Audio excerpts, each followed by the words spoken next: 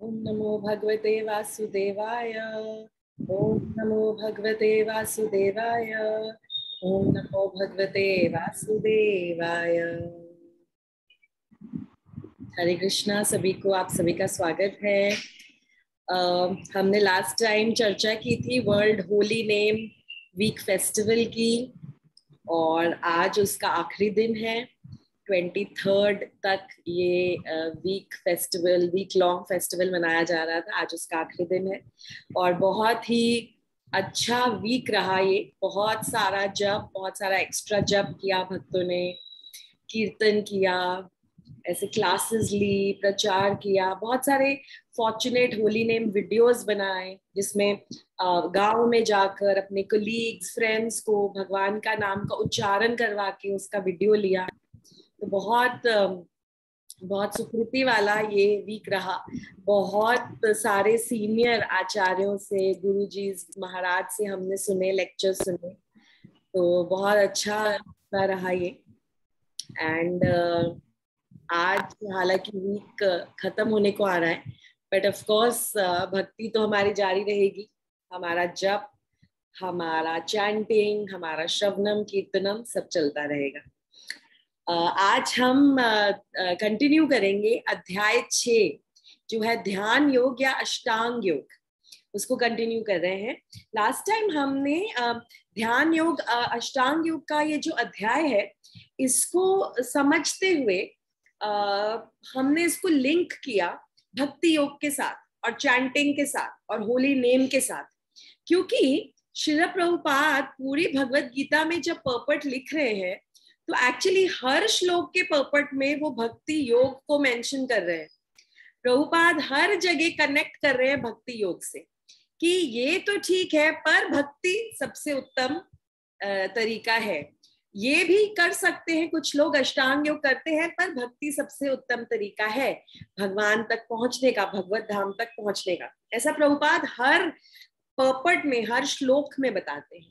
और पिछली कक्षा में, पिछले सत्र में जब हम सुन रहे थे, चर्चा कर रहे थे, तब भी हमने देखा कि हालांकि अष्टांग योगी के प्रोसेसेस बताए जा रहे हैं कि अष्टांग योग क्या है, कैसे ध्यान लगाना चाहिए, कैसे बैठना चाहिए अष्टांग योगी को, किस तरह से वो मेडिटेट करते हैं, क्या सोचते हैं। पर प्रभुपाद हर पर्पट में ये बोलते हैं कि अष्टांग योग भी एक तरीका है पर भक्ति योग बेस्ट है। कलयुग में भक्त को सिर्फ और सिर्फ हरेर नाम एव केवलम, सिर्फ और सिर्फ हरि का नाम लेना है, सिंपल तरीका अपनाना है। हमारे बस की बात नहीं है कि हम घंटों तक अपना सीधा बिना कहीं टेक लगाए बैठे रहें। हमारे बस की बात नहीं है कि हम अपने मन को इतना नियंत्रण करके एकदम मेडिटेट कर सके भगवान के स्वरूप पर। ये माइंड बहुत डिस्ट्रैक्टेड है कलयुग में। सो कलयुग के जीवों के लिए सबसे इजी तरीका है, और जो उन्होंने बताया बृहद नारदीय पुराण में है, कली संतरण उपनिषद में है, पद्म पुराण में है, बहुत सारे पुराणों का वर्णन करते हुए श्रीमद् भागवतम में है, ये बोला गया है कि सिर्फ और सिर्फ हरे कृष्ण महामंत्र का आपको जप करना है। ये हमने लास्ट टाइम डिस्कस किया था। अब यहाँ पे एक क्वेश्चन ये आ सकता है, तो फिर अष्टांग योग क्यों हम इस ध्यान योग के बारे में डिस्कशन कर रहे हैं, क्यों हम अष्टांग योग के बारे में डिस्कशन कर रहे हैं। ये भी हमने पहले चर्चा की है कि भगवान श्री कृष्ण चर्चा हर तरह के योग की कर रहे हैं, क्योंकि ये एक लैडर है, ये एक सीढ़ी है। और उस सीढ़ी की चर्चा, उस सीढ़ी के जो अलग अलग रंग्स है, लैडर के अलग अलग जो उनके पायदान है, श्रील प्रभुपाद श्री कृष्ण उसकी चर्चा कर रहे हैं। क्योंकि श्री कृष्ण कभी किसी को फोर्स नहीं करते, वो हमें चॉइस दे रहे हैं, वो फ्री विल जो हमारे पास है ना, थोड़ी सी फ्री विल इंडिपेंडेंस के लिए, इसीलिए हमें वो ऑप्शन देते हैं कि देखो ये सब है, जो अपनाना है अपनाओ, क्योंकि तुम सब अलग हो, अलग अलग प्रवृत्ति, अलग अलग प्रकृति के हो, अलग अलग गुणों से बंधे हुए हो, अलग अलग गुणों से खिंच रहे हैं हम लोग। तो जिस तरह से हमारा स्वभाव है, हम उस योग पद्धति को फॉलो कर सकते हैं। अब आप कान यहाँ से पकड़े, यहाँ ऐसे पकड़े, कान तो आपको पकड़ना है, तो भगवान के धाम तो आपको जाना है। अब शॉर्टकट लें या लॉन्ग रूट लें, पर भगवान हमें सारे ऑप्शंस देते हैं। अब अष्टांग योग में हमें 14-15वें श्लोक तक इतना तो समझ में आया कि अष्टांग योग के लिए हमें एकाकी जगह चाहिए, एकदम सेक्लूडेड प्लेस, वहां बिल्कुल शोर नहीं होना चाहिए, आवाजें नहीं होनी चाहिए और दूसरे लोग नहीं होने चाहिए। एकांत पवित्र स्थान की जरूरत है अष्टांग योगी को, एकांत पवित्र स्थान। कलयुग में जो स्थान एकांत है, सॉरी टू से, वो पवित्र नहीं है। जो स्थान पवित्र है वो एकांत नहीं है। ये कलयुग की विडंबना है। तो एकांत और पवित्र दोनों साथ में नहीं मिल सकते अष्टांग योग करने के लिए। ये कॉम्प्लिकेशन है कलयुग का। तो डिफिकल्टी क्रिएट होती है कि कैसे हम अष्टांग योग फॉलो करेंगे। दूसरा, ध्यान योग के लिए हमें एकदम सीधे बैठने की जरूरत है और अपने मन को एकाग्र करने की जरूरत है। सीधा बैठना भी थोड़ा मुश्किल है कलयुग में।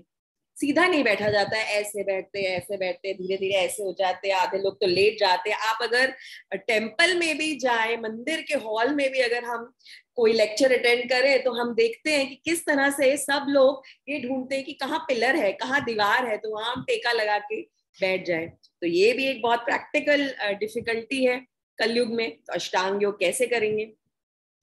तो तीसरी चीज जो अष्टांग योग के लिए चाहिए वो है एक बहुत स्वस्थ शरीर चाहिए, एकदम फिट शरीर चाहिए, ताकि हम बैठ सकें आलती पालती मार कर और अपने पैर क्रॉस करके अच्छे से हम बैठ सके। वो भी थोड़ा डिफिकल्ट काम है हमारे लिए।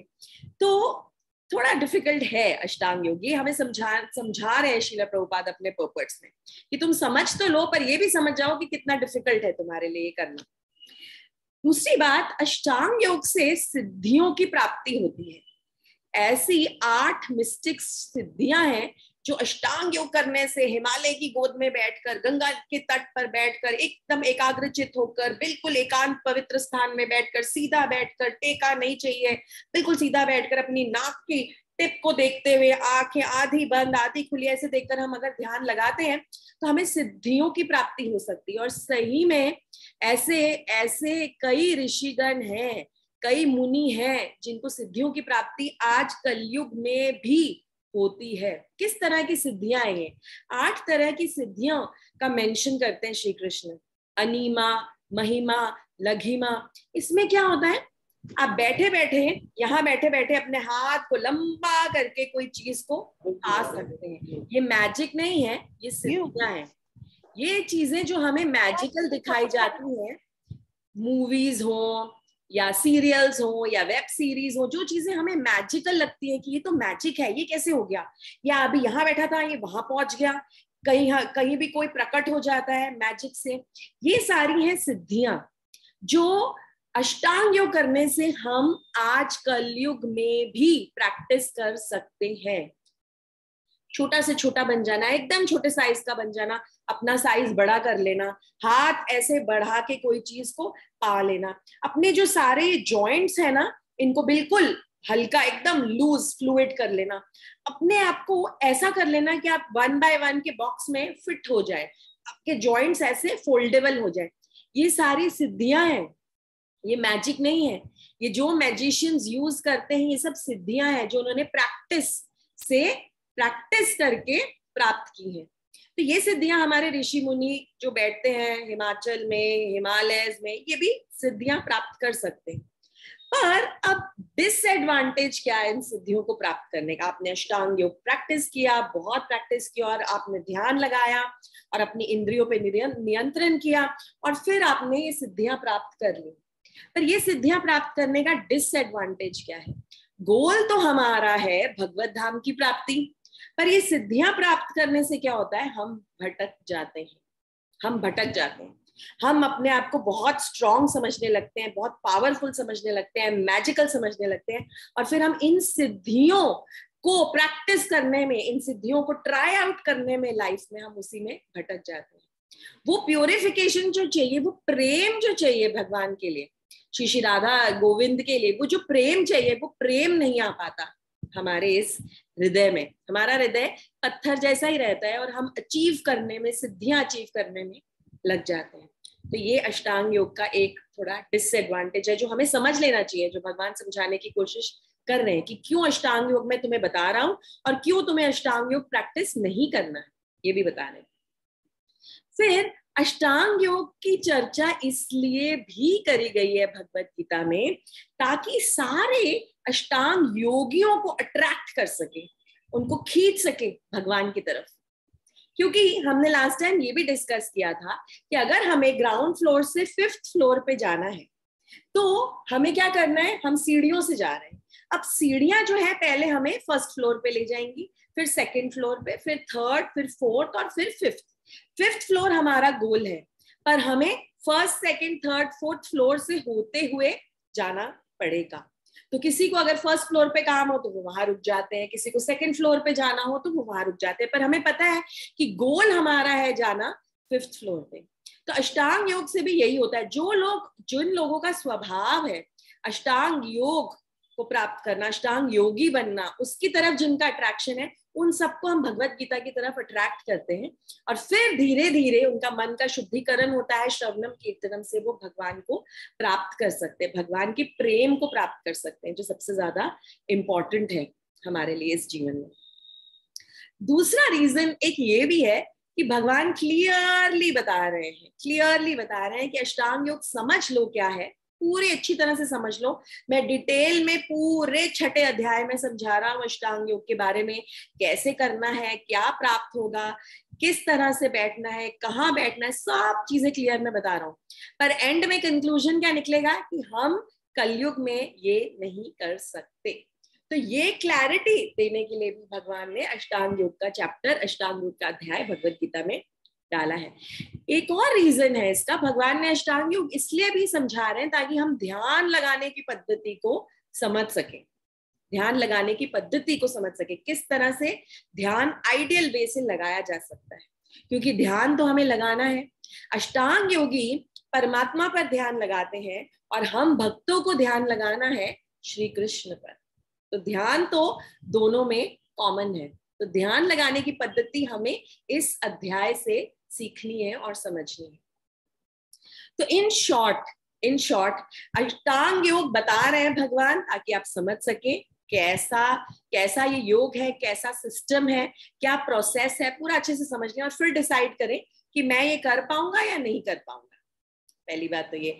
दूसरी बात, जो लोग कर रहे हैं अष्टांग योग उन्हें भगवत गीता की तरफ अट्रैक्ट करना, वो पढ़े भगवत गीता को और फिर भगवान का प्रेम उन्हें प्राप्त हो धीरे धीरे। और तीसरा, ध्यान लगाने की पद्धति हमें समझनी है और हमें ये भी समझना है कि ये सिद्धियों से ज्यादा अट्रैक्ट ना हो। ये सिद्धियों को प्राप्त करने की डिसएडवांटेजेस क्या है ये भी हम समझ जाते हैं इस अध्याय से। पर सारी बातों की एक बात, श्री कृष्ण एंड में तो यही कहते हैं, योगी नाम अपि सर्वेसाम, सारे लोगों में सबसे प्यारे तो मुझे मेरे भक्त ही हैं, जो भक्ति योग करते हैं मुझे वो ही प्यारे हैं। ये श्री कृष्ण बहुत क्लियरली बोल देते हैं। चाहे आपने कितना भी ज्ञान अर्जित किया हो, चाहे आप कितना भी ध्यान लगाकर अष्टांग योग करके सिद्धियां प्राप्त कर ले, पर भगवान को तो सबसे प्यारे उनके भक्त जो उनसे प्रेम करते हैं, उनसे प्रेम करते हैं एज अ पर्सन, रेसिप्रोकेट करते हैं भगवान श्री कृष्ण से। ये भगवान बहुत क्लियरली हमें बता रहे हैं। हमने जो पिछले कुछ सत्रों में समझा, उसमें ये भी समझा 5वें और 6ठे श्लोक में इस अध्याय के, कि माइंड को कंट्रोल करना कितना इंपॉर्टेंट है। कंट्रोल्ड माइंड है वो आपका बेस्ट फ्रेंड है और जो अनकंट्रोल्ड माइंड है वो आपका वर्स्ट एनिमी बन सकता है। तो यहाँ पे ये समझाया जा रहा है कि माइंड की कितनी पावर है और माइंड को अपने ऊपर हावी नहीं होने देना है, हमें माइंड को कंट्रोल करना है, ये समझाते हैं। फिर भगवान यहाँ पर 2 अलग अलग लेवल्स समझा रहे हैं अष्टांग योगी के, ये भी हमने सुना था लास्ट टाइम, योग रुरुक्षु और योग रूढ़।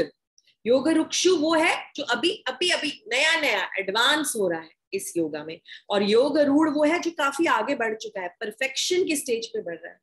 जो योग रुक्षु है ना, वो अपने नित्य काम, सारी जितनी प्रिस्क्राइब ड्यूटीज है, अपना कर्म करना, अपने घर को संभालना, फैमिली को देखना, जॉब करना, वो सारी ड्यूटीज निभाता है, उसके साथ साथ इस योग पद्धति को अपनाता है।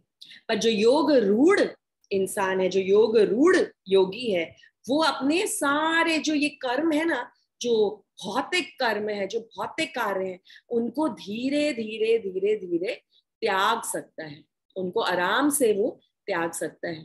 क्योंकि वो योग रूढ़ स्टेज पे पहुंच गया है, फाइनल परफेक्शन स्टेज पर वो पहुंच रहा है। तो ये भी भगवान ने समझाया आगे के कुछ श्लोकों में। फिर भगवान ने कुछ ऐसी क्वालिटीज बताई कि एक योग रूढ़ व्यक्ति में कौन सी क्वालिटीज होनी चाहिए, वो भी भगवान ने समझाई। वो निर्मम होता है, वो मैं मेरा इन सबके चक्रों में नहीं पड़ता, निराश्रित होता है, उसको बाकी किसी और चीज का आश्रय, किसी और चीज का सपोर्ट नहीं चाहिए। निराग्रह होता है, वो बिल्कुल पॉसेसिव नहीं है किसी भी चीज के बारे में, डिटैच्ड है और जानता है कि हर चीज, अपनी हर भौतिक वस्तु, हर भौतिक कर्म, अपनी सारी इंद्रियों को मुझे भगवान की सेवा में ही लगाना है। तो योग रूढ़ व्यक्ति की कुछ क्वालिटीज भी भगवान समझाए इससे पहले के कुछ श्लोकों में। फिर भगवान ने समझाने शुरू किए कि कौन सी अलग अलग स्टेजेस है अष्टांग योग की।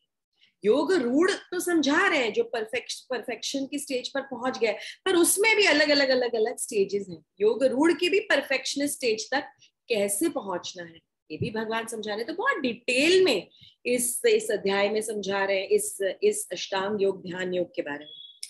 अब यहाँ पर एक चीज बहुत क्लियर करते हैं श्रील प्रभुपाद, क्या बताते हैं? एक दूध का कप सोचिए, आप इमेजिन कीजिए आपके हाथ में एक दूध का कप है। अब आप उस दूध को स्मेल भी कर सकते हैं, उसे सूंघ सकते हैं। दूध की एक अपनी सुगंध होती है जिसे आप सूंघ कर पता कर सकते हैं कि ये दूध है। आप उसे टच कर उसे उसमें अपनी उंगली डालकर देख सकते हैं कितना गर्म है, कितना ठंडा है, मैं पी सकती हूँ, अभी नहीं पी सकती, बच्चे को दे सकती हूँ, नहीं दे सकती। वो है एक उसे आप सुन सकते हैं, अपने कान के पास लगाकर सुन सकते हैं कि क्या उसमें से कुछ ऐसी आवाज आ रही है आपको, गर्म है या ठंडा है, किस तरह का। और एक है जिसमें आप उसको देख सकते हैं, देख के उसको एक्सपीरियंस कर सकते हैं। तो ये 4 तरीकों से आपने उस दूध के ग्लास को, दूध के कप को एक्सपीरियंस किया, पर असली आस्वादन उस दूध का आप कैसे करेंगे? असली आस्वादन तो आप उस दूध को पी कर ही कर सकते हैं, देख कर, टच करके, स्मेल करके, सुन के। उससे सबसे बेस्ट तरीका आप उस दूध को पी लें, तब आपको पता चलेगा दूध है क्या चीज, क्या स्वाद है इसमें, कितना गर्म है, कितना ठंडा है, इसमें कुछ डला है या नहीं, शक्कर, शहद, क्या डला है इसमें, क्या नहीं डला है, कैसा स्वाद है, गाय का है, भैंस का है, किसका दूध है।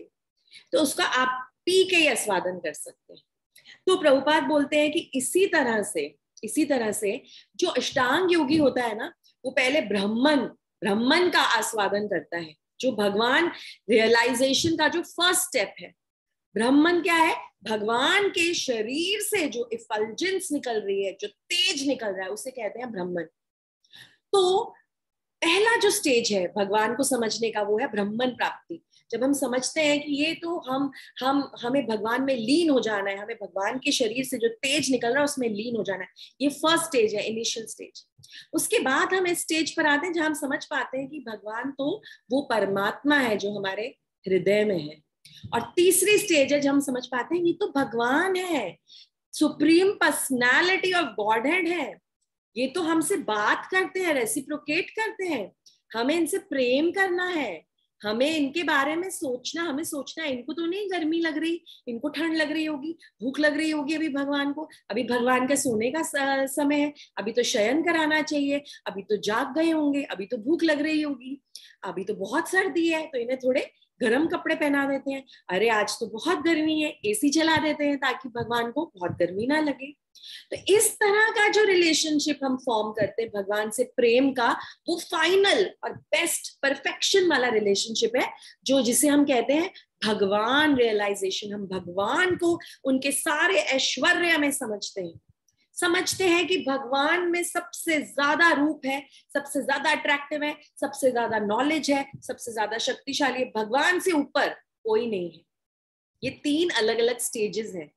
तो जो अष्टांग योगी है वो परमात्मा स्टेज तक ही पहुंचते हैं, पार्शियल कृष्णा कॉन्शियसनेस तक पहुंचते हैं, पर हमें फुल कृष्णा कॉन्शियस बनना है। जैसे जब हम स्टेशन पे खड़े हो, ट्रेन स्टेशन पे, रेलवे स्टेशन पे, और हम अपने ट्रेन की आने की वेट कर रहे हैं, तो जैसे ही कोई आवाज आती है ना तो हम देखते हैं हमारी ट्रेन आ गई क्या, टाइम तो हो गया, हमारी ट्रेन आ गई क्या। तो सबसे पहले हमें क्या दिखता है? विजुअलाइज कीजिए, इमेजिन कीजिए कि रात के अंधेरे में आप रेलवे स्टेशन पे खड़े हैं और आप अपने ट्रेन की वेट कर रहे हैं। तो सबसे पहले आवाज आती है और उसके बाद आपको सिर्फ एक ऐसे लाइट दिखती है, गोल लाइट, येलो कलर की लाइट दिखती है। तो आपको लगता है अच्छा यही ट्रेन है क्या? अगर हम पहली बार किसी ट्रेन को देख रहे हैं तो हम सोचेंगे अच्छा यही ट्रेन है, ये गोल गोल लाइट की ट्रेन है, चलो देखते हैं, वेट करते हैं, आ तो रही है, आवाज तो आ रही है, लाइट भी दिख रही है। थोड़ी देर बाद जैसे जैसे जैसे जैसे ट्रेन पास आने लगती है ना, हमें उसका इंजन भी दिखने लगता है। अच्छा ये ट्रेन है, लाइट भी है और इंजन भी है। और थोड़ी जब ट्रेन और पास आती है ना, तो हमें उस ट्रेन के सारे डब्बे दिखते हैं, उसमें खिड़कियां दिखती हैं, खिड़कियों के अंदर बैठे हुए लोग दिखते हैं, कोई लेटा है, कोई बैठा है, कोई सामान लेके खड़ा है। तब हमें एक्चुअल समझ में आता है कि ये है रेलगाड़ी, ट्रेन ये है। सिर्फ वो लाइट ट्रेन नहीं थी, सिर्फ वो इंजन ट्रेन नहीं था, ये ट्रेन पूरा पूरा पूरा जो हमें विजन दिख रहा है ये ट्रेन। तो हम पार्शियल अंडरस्टैंडिंग नहीं, हमें फिर फुल अंडरस्टैंडिंग होती है। तो श्रील प्रभुपाद कहते हैं कि हमें फुल अंडरस्टैंडिंग की तरफ जाना है, हमें पार्शियल अंडरस्टैंडिंग में नहीं रह जाना है। बस अष्टांग योगी बनकर सिर्फ परमात्मा पे मेडिटेट नहीं करना है, हमें प्रेम करना है उनसे, हमें कृष्ण प्रेम चाहिए, प्रेम की प्राप्ति करनी है हमें। इसीलिए हमें लीलाओं में रम जाना है, हमें सुनना है, श्रवण करना है, भगवान के नामों का उच्च स्तर, उच्च उस पे लेवल पे उच्चारण करना है, तभी हम भगवान से प्रेम कर पाए। ये प्रभुपाद यहाँ पर समझा रहे हैं और कह रहे हैं इसीलिए भक्ति योगा जो है वो सबसे ऊपर है। और भक्ति योग जो करता है वो ज्ञान योग और अष्टांग योग तो कर ही लेता है, क्योंकि वो ज्ञान भी प्राप्त कर लेता है भगवान के बारे में सुनकर, लीलाएं सुनकर, श्रवण कर, तत्व सुनकर, और वो अष्टांग योगी भी बन जाता है क्योंकि वो अपना मन ध्यान में लगाता है भगवान के नाम पर। तो हमें भक्ति योगी बनना है, सिर्फ अष्टांग योग पर रुक नहीं जाना है, हमें आगे जाना है ऊपर अपने गोल तक। जैसे 1000 रुपए का जो नोट है उसमें 100 रुपए का नोट भी आ जाता है, 200 का नोट भी आ जाता है और 500 का नोट भी आ जाता है। फिजिकली नहीं आता, पर अगर आप देंगे तो आपको चेंज में 100, 200, 500 सबके नोट मिल जाएंगे। तो वो 1000 रुपए के नोट में सब आ जाता है, सारी डिनोमिनेशन आ जाती है। ऐसे ही भक्ति योग में सब तरह के योग कवर हो जाते हैं और हाईएस्ट परफेक्शन भक्ति योग। ये भगवान यहाँ क्लियरली बता रहे हैं और बोल रहे हैं श्रील प्रभुपाद कि तुम फुल एडवांटेज लो ना भगवान को जानने की, भगवान से प्रेम करने की। आधी आधी ये पार्शियल एडवांटेज लेने का क्या मतलब है? फुल एडवांटेज लो, जो करो एकदम परफेक्शन से करो, परफेक्शन की तरफ बढ़ो, ऐसा भगवान यहाँ बता रहे हैं। और बोल रहे हैं कि भगवान इतने कृपालु हैं, भगवान इतने कृपालु हैं कि भगवान अपने हर तरह के जीव की हर इच्छा को पूरी करते हैं। सबकी अलग अलग अलग अलग नीड्स हैं। कोई अष्टांग योगी बनना चाहता है, वो योग ही करना चाहता है, कोई बहुत सारा ज्ञान ही अर्जन करना चाहता है, मैं तो बहुत सारा पढ़ के भगवान के तत्व को समझना चाहती हूँ। और कोई है जो सिर्फ माला लेकर भगवान के सामने बैठकर, ऑल्टर के सामने बैठकर सिर्फ और सिर्फ चैंट करना चाहता है। तो भगवान क्या कहते हैं, अपने सारे बच्चों की सारी नीड्स को केटर करते हैं। तुम्हें ये भी दे देता हूँ, तुम्हें ये भी दे देता हूँ, तुम्हें ये भी दे देता हूँ। धीरे धीरे तुम शुद्धिकरण की तरफ बढ़ो और अल्टीमेट गोल है मुझसे प्रेम करना, बस। क्योंकि तुम तो मुझसे मेरे ही अंश और मुझसे बिछड़कर इस भौतिक जगत में आ गए। तो ये भगवान बता रहे हैं यहाँ पर। श्रील प्रभुपाद ये भी समझा रहे हैं कि अपने मन के ऊपर इस अध्याय में मन के ऊपर बहुत सारा फोकस किया गया है, क्योंकि ध्यान कैसे लगाएगा अष्टांग योगी? मन के द्वारा। तो यहाँ पे प्रभुपाद समझाते हैं कि मन को एक्चुअली कृष्ण में लगाना सबसे ज्यादा डिफिकल्ट है और टॉप स्टेज वो ही है। भक्ति योगी भी मन को लगाता है पर भगवान में रम जाता है, परमात्मा लेवल पे रुक नहीं जाता। पता है आपको, कोई भी सेवा करनी हो ना, फिजिकल सेवा, अपने अपने शरीर के अंगों को यूज करते हुए, अपनी इंद्रियों को यूज करते हुए, वो इजी है। पर मन लगाना भगवान में डिफिकल्ट है। आप सोच लीजिए, मंदिर में जाकर वेजिटेबल्स काटना, सब्जी बनाना, रोटी बनाना इजी है, और घर में बैठकर 16 माला करना फुल कंसंट्रेशन से डिफिकल्ट है, मन नहीं लगता। फिजिकली तो हम बहुत सारी सेवा कर लेते हैं, भाग लेते हैं और इधर उधर चले जाते हैं, भगवान का श्रृंगार कर लेते हैं, चीजें खरीदने चले जाते हैं भगवान के लिए, किचन सेवा में चले जाते हैं, मंदिर मार्जन कर लेते हैं। ये सारी सेवाएं करना आसान है, पर भगवान में मन लगाना सबसे ज्यादा डिफिकल्ट है। जैसे ही माला लेकर मन लगाने की कोशिश करते हैं, सारी उथल पुथल मच जाती है मन में, सारी चीजें याद आ जाती है, किसने कब क्या कहा, अभी अगली बार क्या करना है, कल क्या किया था, सब याद आ जाता है। तो यही बात यही श्रील प्रभुपाद समझा रहे हैं कि मन भगवान में लगाना सबसे टॉप मोस्ट लेवल है, उसका हमें अभ्यास करना है, ये बता रहे हैं। और सबसे जो उच्च स्तर के भक्त हैं वही मन लगा सकते हैं। इसीलिए श्री कृष्ण 9वें अध्याय में भी बोलते हैं, मन मना भव मद भक्तो, मन मुझ में लगाओ। क्या कहते हैं? पहले कहते हैं मुझे नमस्कार करो, मेरे सामने झुको, फिर कहते हैं एंड में मुझ में मन लगाओ। धीरे धीरे धीरे धीरे स्टार्ट होगा। पहले टेम्पल जाने लगेंगे, दर्शन करना सीखेंगे, भगवान के सामने झुकना सीखेंगे, भगवान को निहारना सीखेंगे, भगवान के श्रृंगार को निहारना सीखेंगे, भगवान की लीलाएं सुनेंगे, उसको कनेक्ट करेंगे भगवान के अर्च विग्रह के साथ, उनके दर्शन के साथ। और फिर धीरे धीरे धीरे धीरे जब समझ जाएंगे कि भगवान तो एक व्यक्ति है स्वयं, फिर हम उनसे प्रेम कर पाएंगे और उनमें मन लगा पाएंगे। ये भगवान ये भी श्रील प्रभुपाद समझा रहे हैं। फिर ये भी बता रहे हैं कि किस तरह से हमारे बहुत से आचार्य हुए, रूप गोस्वामी, हरिदास ठाकुर, किस तरह से वो मन लगाते थे। रूप गोस्वामी पूरे अपने जीवन में, पूरे दिन में 24 घंटे में सिर्फ 2 घंटे सोते थे, बाकी के 22 घंटे भगवान की सेवा में, चैंटिंग में लगाते थे। हरिदास ठाकुर भी 3 लाख नाम जप करते थे और उसके बाद प्रसाद का अन्न ग्रहण करते थे। इसे कहते हैं मन लगाना, बिल्कुल प्रेम में रम जाना, भगवान के प्रेम में रम जाना। तो जब हमें ये हायर टेस्ट मिल जाएगा ना, तो धीरे धीरे हमें जो भौतिक जितने भी टेस्ट हैं, हम धीरे धीरे अपने आप उस सबसे दूर होते जाएंगे। ये बता रहे हैं यहाँ पर श्रील प्रभुपाद एग्जाम्पल देते हैं विदुर और पांडवों का। विदुर जो थे सन्यासी, बिल्कुल सन्यासी बन गए थे, सब छोड़ दिया था उन्होंने, अपने घर से डिटैच हो गए थे, अपने परिवार से डिटैच हो गए थे और चले गए थे, तीर्थ यात्रा पे गए, वहां वो मैत्री मुनि से मिले, वहां उद्धव जी से मिले, उनसे बहुत भगवान के बारे में सुना, उनकी लीलाओं को सुना, बिल्कुल एक साधु, एक मेंडिकेंट बन चुके थे। उधर ही दूसरी तरफ थे पांडव, 5 पांडव जो बहुत राजसी ठाट बाट में पैदा हुए थे, हस्तिनापुर में रहे, उसके बाद बहुत सी तकलीफें उन्होंने भी सही, पर बाद में हस्तिनापुर पे राज कर रहे थे।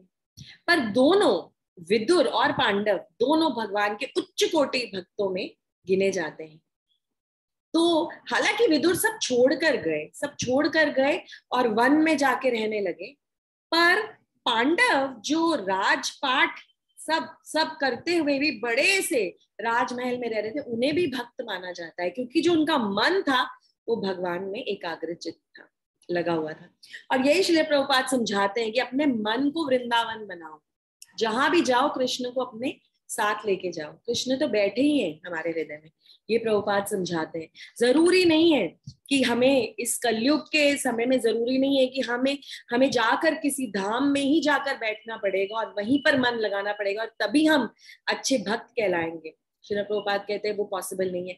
और गुरु महाराज कहते हैं, हमारे गुरु महाराज रोज जपा टॉक में कहते हैं, अपने घर को वृंदावन बनाओ, अपने घर को वृंदावन बनाओ, अपने घर में ऑल्टर में भगवान के अर्च विग्रह की सेवा करो, वहीं पर अपना मन लगाकर भगवान का नाम लो, कीर्तन करो, घर में अपने बच्चों को ये शिक्षा दो, कृष्ण कॉन्शियस बनाओ, भक्तों का संग लो, भक्तों को घर पर बुलाओ, उनको प्रसाद खिलाओ, तो आपका घर वृंदावन बन जाएगा। कहीं और जाने की जरूरत नहीं है। ये है भक्ति योगी के लिए इतना इजी कर दिया है भगवान। तो ये डिफरेंस बताया जा रहा है अष्टांग योगी और भक्ति योगी के बीच में। आगे हम बढ़ते हैं अभी अपने 15वें श्लोक पे। 15वें श्लोक में, इस अध्याय के 15वें श्लोक पर भगवान ये समझा रहे हैं कि किस तरह से अष्टांग योगी का गोल क्या है, वो क्या चाहता है एक्चुअली, क्या उसका गोल है, क्या करना चाहता है वो, क्या वो मटेरियल प्लेजर्स चाहता है, क्या वो सिद्धियां चाहता है, क्या चाहता है वो एक्चुअली वो भी जब ध्यान लगा रहा है भगवान पर, चाहता वो यही है कि उसे शांति मिले और जितने भी भौतिक कार्य हैं, जितने भी भौतिक डिजायर्स हैं, वो सब नष्ट हो जाए। अष्टांग योगी भी चाहता यही है, शांति, और सारी भौतिक जो जितनी भौतिक डिजायर्स है उसकी नष्ट हो जाए और वो भगवान के धाम को प्राप्त कर सके। उसका गोल यही होता है अष्टांग योग जब वो स्टार्ट करता है। और कोई गोल नहीं होता उसका। पर अष्टांग योग करने से प्राप्ति उसे भगवान के धाम की नहीं हो पाती, सिर्फ और सिर्फ भक्ति योग करने से ही भगवान के धाम की प्राप्ति होगी। और भक्ति योग में भी जितना हम इंटेंसली भक्ति योग प्रैक्टिस करेंगे उतना हम सक्सेसफुल रहेंगे, ये भी भगवान यहाँ समझा रहे हैं। अगले श्लोक में भगवान बता रहे रिकमेंडेशंस। अष्टांग योगी बनना चाहते हो तो क्या करना है क्या नहीं करना, डूज एंड डोंट्स भगवान समझा रहे हैं अगले श्लोक में, 16वें श्लोक में। क्या बोल रहे हैं? अष्टांग योगी बनने के लिए क्या करना है तुम्हें? ज्यादा मत खाओ, कम मत खाओ, बहुत ज्यादा निद्रा देवी की गोद में बहुत ज्यादा देर मत सो, बहुत कम मत सो। और बिल्कुल किस तरह का खाना, किस तरह का प्रसाद ग्रहण करना है तुम्हें? अनाज, फल, सब्जियां, दूध और दूध के प्रोडक्ट्स, ये सब तुम्हें ग्रहण करना है। और जो भी चीज ग्रहण करो, जो भी आहार ग्रहण करो, पहले भगवान को भोग लगाओ और प्रसाद के रूप में उसे ग्रहण करो। तो यहाँ पर ये समझा रहे हैं भगवान कि अपनी बॉडी को रेगुलेट करना कितना इंपॉर्टेंट है एक अष्टांग योगी के लिए। क्योंकि अगर हम बॉडी को रेगुलेट नहीं करेंगे तो हम उसे कंट्रोल नहीं कर पाएंगे, अपनी डिजायर्स को कंट्रोल नहीं कर पाएंगे। ज्यादा खाना, हम सब समझते हैं ज्यादा खाने से क्या प्रॉब्लम है, हमें डाइजेस्ट करने में ज्यादा टाइम लगता है, ज्यादा नींद आती है, हमारा शरीर एकदम लेजी हो जाता है। कम खाएंगे तो हमें एनर्जी नहीं रहेगी। तो हमें खाने को भी एक अपने भक्ति का एक अंग समझकर उसे यूटिलाइज करना है कि कितना खाने से हम एक्टिव रहेंगे भगवान की भक्ति और सेवा करने के लिए, और कितना कम खाने से हम लेथार्जिक रहेंगे और हम सेवा नहीं कर पाएंगे। तो इसीलिए कहा जाता है भक्तों के लिए जन्माष्टमी तो बहुत बहुत बहुत महत्वपूर्ण उत्सव होता है। और जन्माष्टमी के दिन हम निर्जला व्रत रखते हैं पूरे दिन का, और रात को 12 बजे भगवान का अभिषेक करने के बाद ही हम जल ग्रहण करते हैं। पर उसमें भी कहा जाता है, हमारे आचार्य बताते हैं कि अगर आपको पूरे दिन सेवा करनी है तो आप खाइए, आप एकादशी प्रसाद लीजिए। ऐसा नहीं कि क्योंकि हमने व्रत रखा हुआ है, हमने कुछ खाया नहीं है, हम तो निर्जला है, हम पानी भी नहीं पी सकते, तो अब हम कोई सेवा नहीं कर सकते। वो चीज गलत हो जाएगी। सेवा करना हमारा पहला धर्म है। वो सेवा करने के लिए अगर आपको खाना जरूरी है, पानी पीना जरूरी है, तो वो आप लीजिए। ये प्रभुपाद भी समझाते हैं, हमारे गुरु जी भी समझाते हैं, गुरु महाराज भी समझाते हैं। तो अपने शरीर को कंट्रोल करना, रेगुलेट करना बहुत इंपॉर्टेंट है, यहाँ पे बता रहे हैं। और उतना खाना, जो भी हम आहार लेते हैं, जो भी हम प्रसाद लेते हैं, वो हमें ये सोच के लेना है कि हम इस शरीर को उतनी अच्छी तरह से चला सकें जिसे हम भगवान की सेवा में अर्पण कर सकें। तो हमें भोग की वृत्ति से खाना नहीं खाना है कि ये मेरे टेस्ट बड्स को बहुत मजा दे रहा है, बहुत स्पाइसी है, मैं तो एंजॉय कर रही हूँ, ये मुझे बहुत टेस्टी लगता है, उस भाव से हमें प्रसाद को ग्रहण नहीं करना है। वो प्रसाद है, एक तो वो भगवान के जो भगवान को जो भोग लगाया हुआ है उसके रेमिनेंस है, उसका बचा हुआ प्रसाद है जो हम ग्रहण कर रहे हैं, तो हमारे लिए बहुत बहुत बहुत पवित्र है, वो बहुत बहुत महत्वपूर्ण है। और दूसरा, वो हमारे इस शरीर को चलाएगा, इस व्हीकल को चलाएगा जिससे हम भगवान की सेवा कर सकें। तो हमें ये ध्यान रखना है, इन चीजों का हमें ध्यान रखना है। 17वां जो श्लोक है वो बहुत इंपॉर्टेंट श्लोक है, बहुत इंपॉर्टेंट श्लोक है। अगर आप 17वें श्लोक को देखें, इसमें भी भगवान यही समझा रहे हैं कि किस तरह से आपको अपनी एक्टिविटीज को रेगुलेट करना है। क्या रेगुलेट करना है आपको? अपने आहार को रेगुलेट करना है, अपने विहार को रेगुलेट करना है, रिक्रिएशन को, जो आप एंजॉय करते हैं अपनी सेंसेस के लिए, उससे आपको रेगुलेट करना है। अपने काम करने की जो हैबिट्स हैं सबको डिसिप्लिन में लाना है, सबको रेगुलेट करना है। आप अपने शरीर को ना तो बहुत ज्यादा एंजॉयमेंट में डाल सकते हैं, ना बहुत ज्यादा स्ट्रेच कर सकते हैं, ना बहुत ज्यादा एक्सप्लॉइट कर सकते हैं, क्योंकि वो जवाब दे देगा।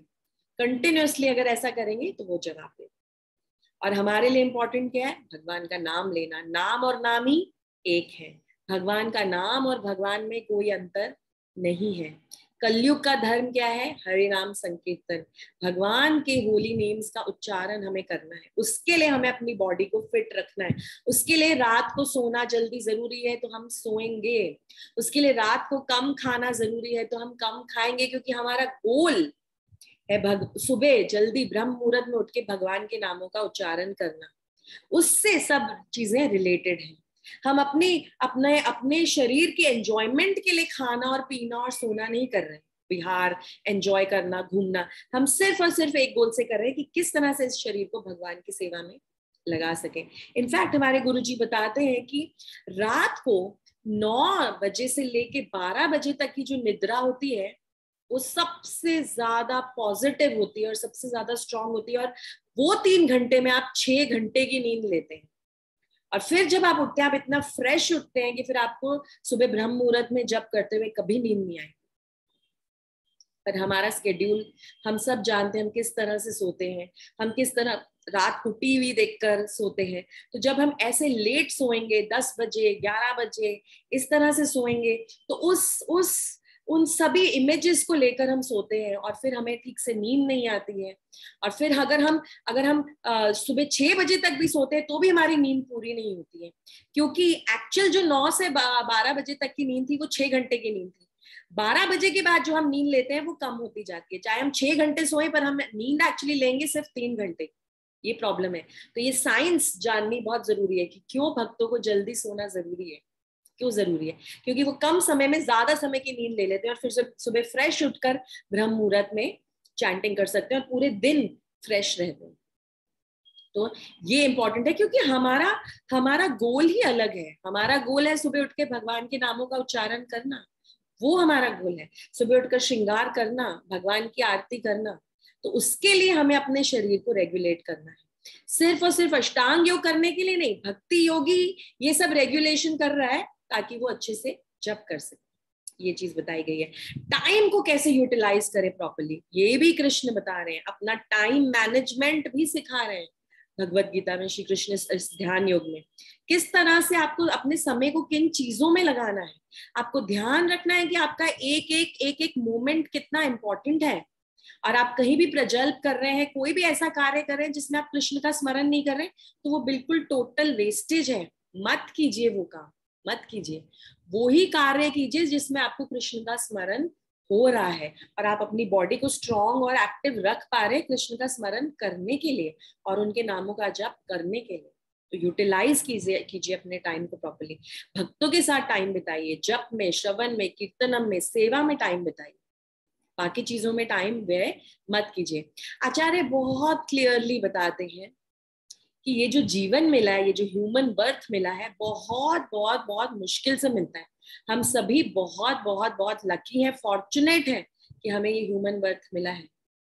और इसको हमें ऐसे वेस्ट नहीं करना है भोग कर कर, क्योंकि भोगों में इस जीवन को वेस्ट कर देंगे तो वापस आना पड़ेगा किसी और योनि में। इसी को यूटिलाइज करना है। और ये जो जीवन मिला है इसका एक ही गोल है, इसका एक ही गोल है, कृष्ण प्रेम की प्राप्ति। कैसे मिलेगी उसका भी एक ही तरीका है, भगवान के नामों का उच्चारण करके। कैसे करेंगे?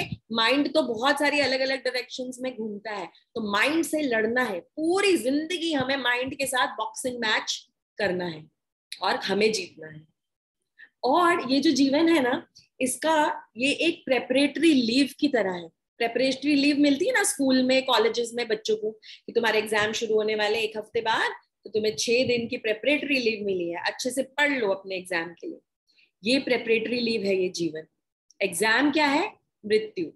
सबको एग्जाम देना है, कोई इस एग्जाम से बच नहीं सकता, कोई नहीं बच सकता। और एग्जाम भी ऐसा है जो सरप्राइज टेस्ट है।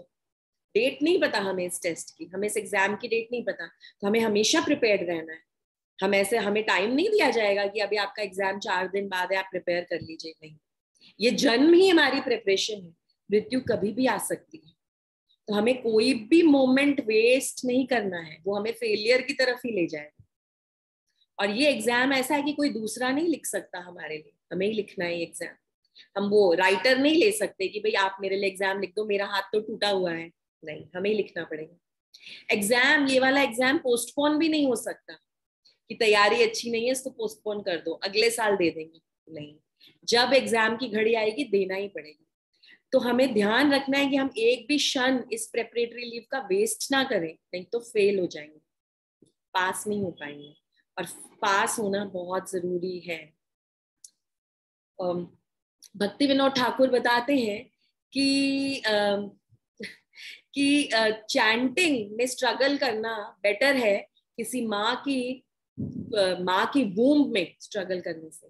माँ की कोख में बार बार पैदा होके स्ट्रगल करना नॉट गुड।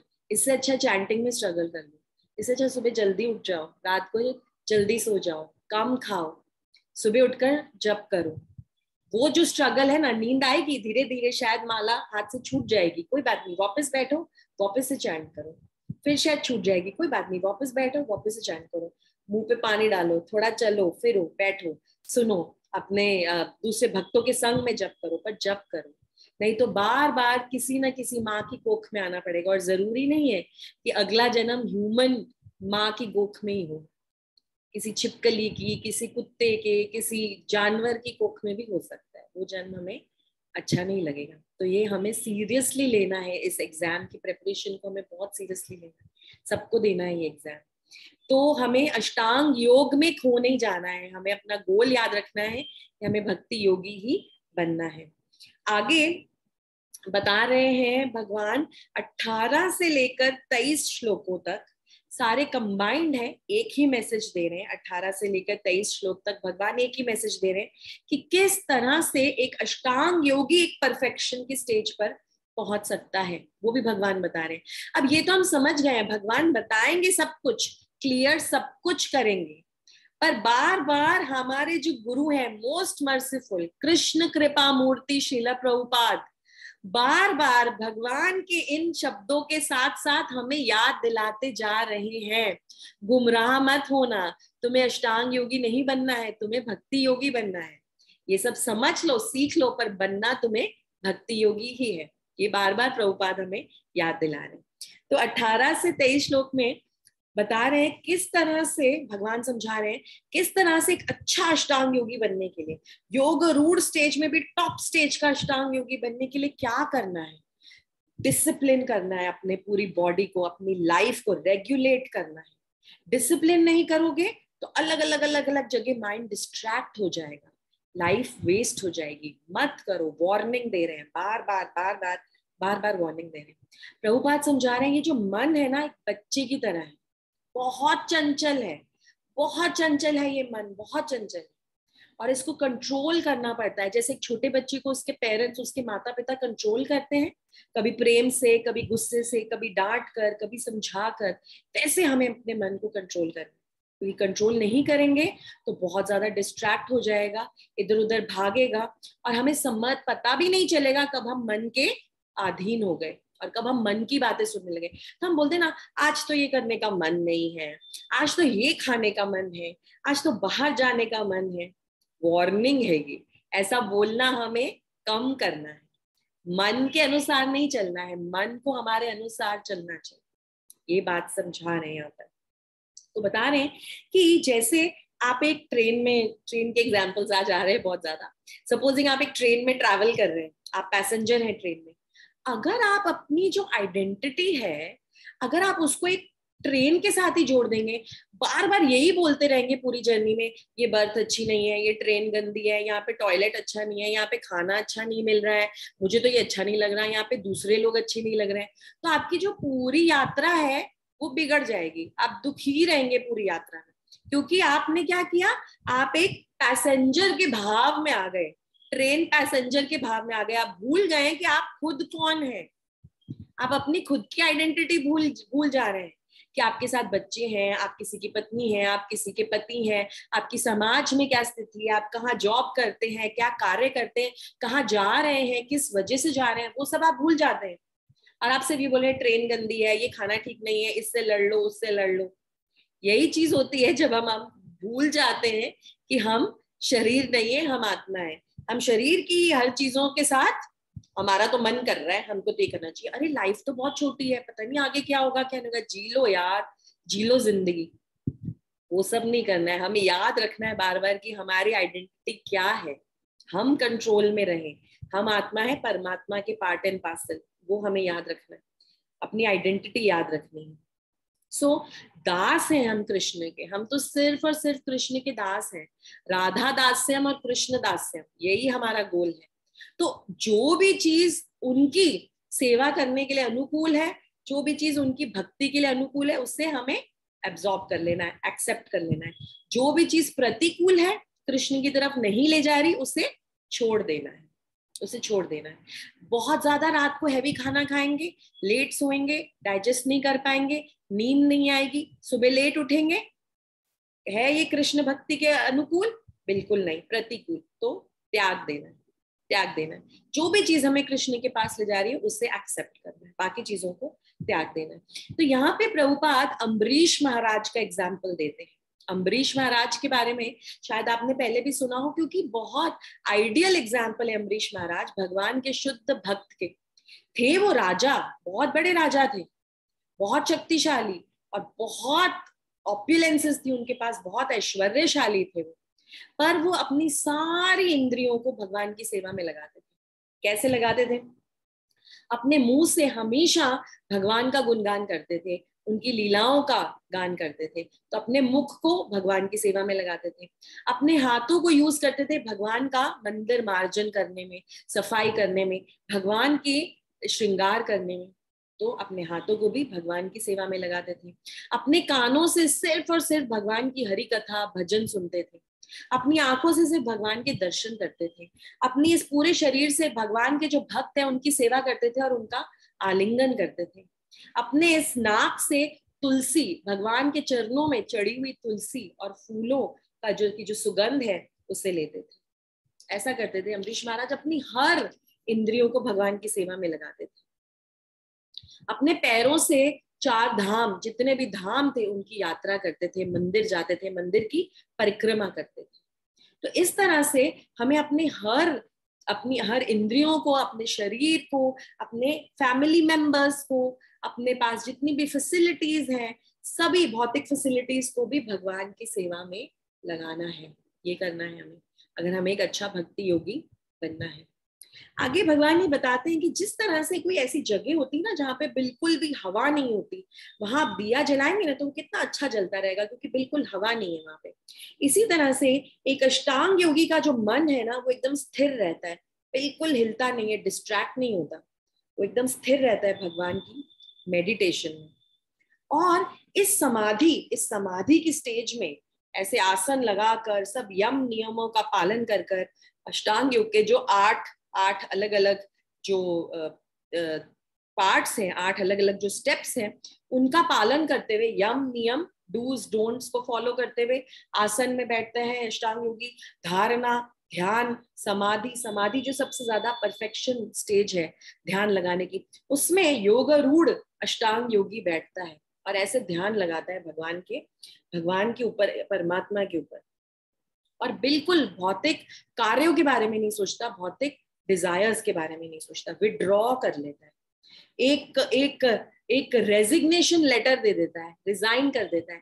हम रेजिग्नेशन लेटर देते हैं, कई बार हम कहीं जॉब करते हैं तो बहुत गुस्सा आ जाता है ना, तो हम बोलते हैं आज तो मैं रिजाइन नहीं कर दूंगी, बहुत हो गया, कितना सुनूं इन लोगों की बातें में, आज तो मैं रेजिग्नेशन लेटर देकर ही आ जाती हूँ। तो ऐसे ही अष्टांग योगी का कार्य करता है, रेजिग्नेशन लेटर देता है, पर किसको देता है रेजिग्नेशन लेटर?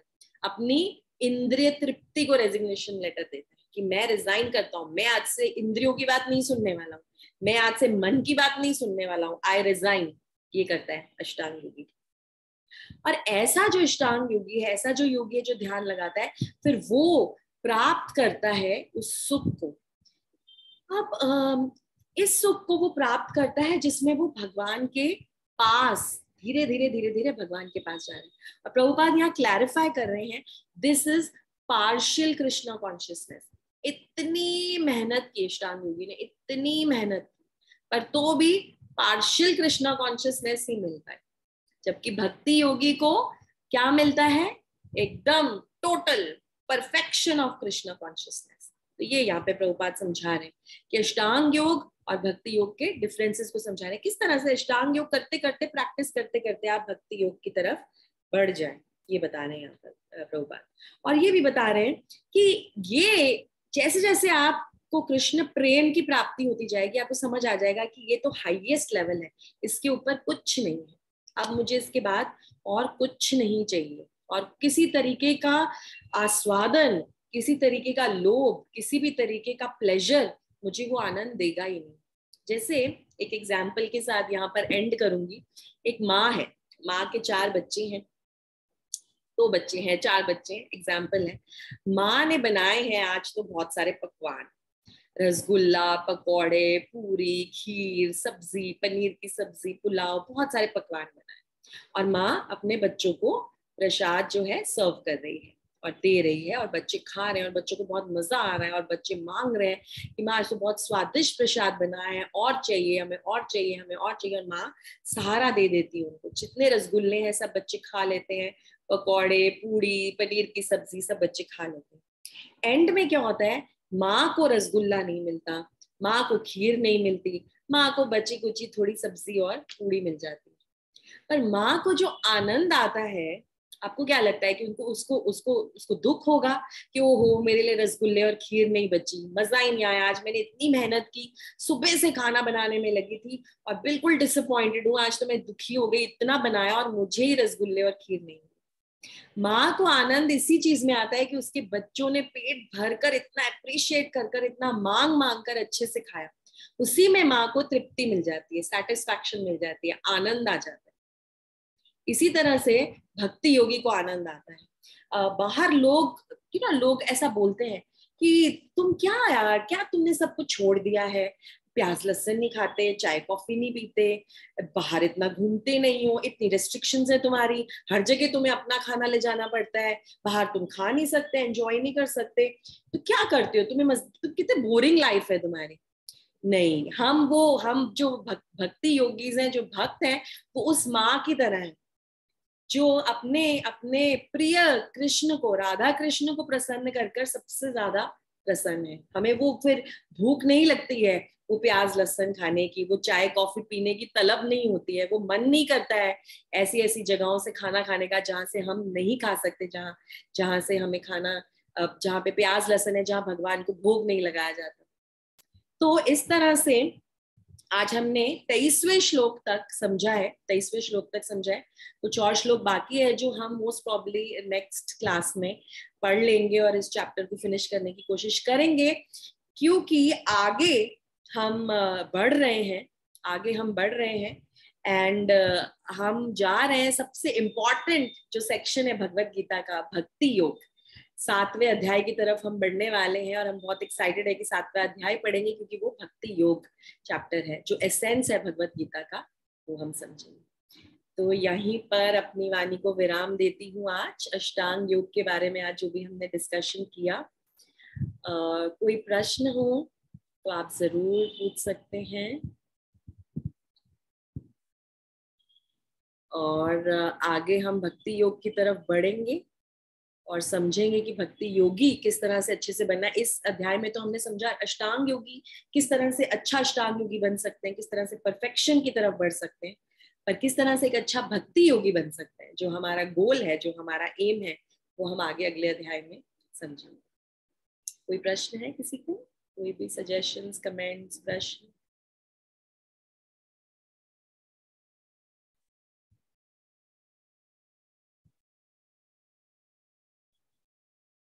ओके, हम लोग कुछ भगवत गीता भी पढ़ रहे हैं, और हम 3रे अध्याय तक पहुंच चुके हैं। हम रोज कुछ कुछ श्लोक डालते हैं, आपने देखा ही होगा ग्रुप पे, और अगर कोई और लोग भी ज्वाइन करना चाहें तो प्लीज ज्वाइन कर सकते हैं। भक्तों के संग में इंस्पिरेशन मिलती है भगवत गीता पढ़ने की। तो धीरे धीरे ऐसे करते करते हम 18वें अध्याय तक एक बार पूरी भगवत गीता पढ़ लेंगे, श्लोक और ट्रांसलेशन और पर्पट के साथ। और ये तो हमने पुराणों में सुना ही है कि एक श्लोक भी अगर हम भगवत गीता का पढ़ते हैं, इनफैक्ट पुराणों में तो ऐसा लिखा है एक शब्द भी अगर भगवत गीता के श्लोक का पढ़ते हैं तो वो हमें बहुत भक्ति सुकृति दिलाता है। सो थैंक यू आप सभी को, आप क्लास अटेंड कर रहे हैं, सुन रहे हैं, पढ़ रहे हैं, बहुत बहुत धन्यवाद आपका। हरे कृष्णा, हरे कृष्णा। Thank you.